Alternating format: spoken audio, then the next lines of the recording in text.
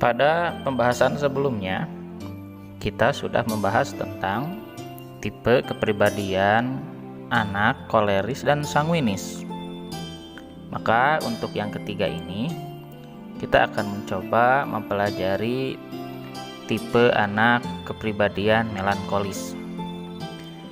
Perlu diketahui, anak yang bertipe melankolis ini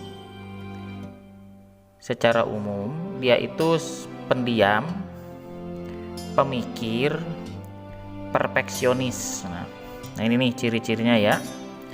Jadi memang kalau ada anak pendiam, pemikir, ini orang-orang MIPA rata-rata. Perfeksionis, kalau ada apapun harus serba sempurna. Dan dia memang kalau melakukan tugas, dia lakukan secara sistematis, berurutan, rapi, ya, tepat waktu. Jadi luar biasa nih orang melankolis ini. Udah mah pemikir, sempurna, melaksanakan tugas, terstruktur segala macem. Nah, tetapi dengan kesempurnaan sikapnya seperti itu, kadang-kadang suka jadi pesimis dan sering kecewa jika hasil tidak sesuai yang diinginkan. Makanya kalau bunda dan ayah punya anak yang begini, karena dia itu idealismenya tinggi, kalau tidak ideal seperti yang diharapkan gampang putus asa, dia itu cenderung membutuhkan kepekaan dan dukungan dari orang lain. Bunda dan ayah harus selalu hadir di saat dia sedang down atau putus asa. Jadi tidak terlalu harus, sebenarnya ya targetnya bagus, harus segala sempurna. Tapi kan kita bisa bimbing dengan pelan-pelan untuk menuju kesempurnaan yang dia harapkan, dengan tanpa dia jatuh menjadi pesimis. Nah, anak yang melankolis ini dia butuh ruang, butuh kesunyian. Jadi tidak bisa memikirkan hal sesuatu di tempat-tempat ribut yang ramai. Dia butuh kesunyian, keheningan, ruangan khusus untuk memikirkan sesuatu sebelum bertindak dan berbicara. Konsentrasinya tingkat tinggi. Karena dia itu menunjukkan punya talenta tertentu yang luar biasa. Jadi kecerdasan musikalnya bagus, suka berfantasi, imajinasinya keren juga. Dan kalau berpikirnya itu mendalam, analisis gitu ya. Ini sangat cocok untuk jadi dokter nih ya. Kemudian orangnya itu serius, gak suka bercanda. Kalau menjalankan hal sesuatu itu pasti dia jalani dengan serius dan penuh tanggung jawab. Jadi ini orang-orang ilmuwan yang beginilah orang-orang melankolis. Nah, cara menghadapi anak melankolis ini ada beberapa cara. Tetapi sebelum ke cara menghadapinya, kita harus tahu dulu kelebihan dan kelemahan biar kita objektif gitu.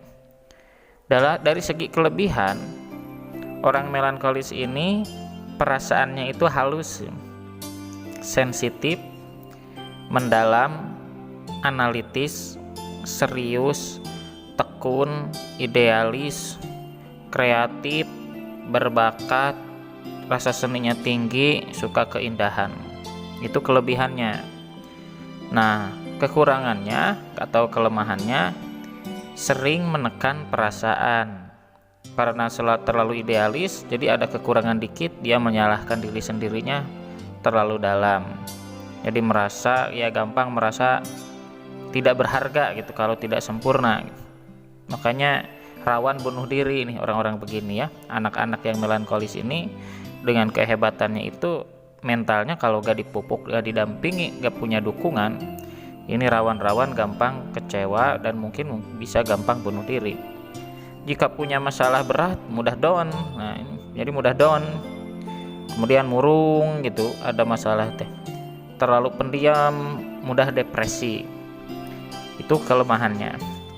Jadi kebutuhan emosinya sebenarnya yang paling dalam adalah kepekaan terhadap hasrat-hasrat terdalam dan kepuasan terhadap kualitas prestasi.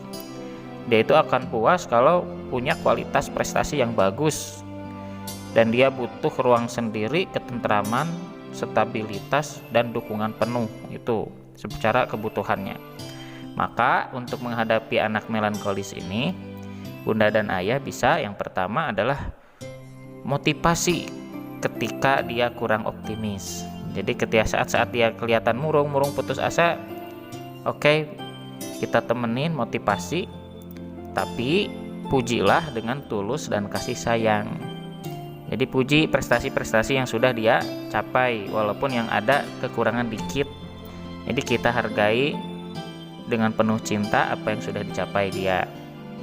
Yang ketiga, beri kesempatan jika ingin dia sendirian. Leave me alone misalkan ya.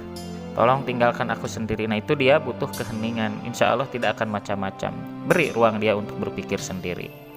Yang keempat, pastikan kita itu harus selalu berusaha. Dengan anak melankolisme, jangan berani-berani berbohong atau tidak menepati janji. Pastikan kita harus menepati janji sesuai jadwal. Kalau tidak sesuai janjinya, misalkan hari ini ternyata besok ditepatinya, dia akan putus kepercayaan sama kita. Karena apa? Dia itu memang selalu tanggung jawab dan tepat waktu. Jadi perfeksionis ya, tidak terlalu fleksibel. Dan yang terakhir adalah jangan pernah mengganggu barang-barang pribadinya. Karena apa? Barang-barang pribadinya adalah sesuatu yang berharga yang tidak boleh disentuh oleh orang lain kecuali atas izinnya.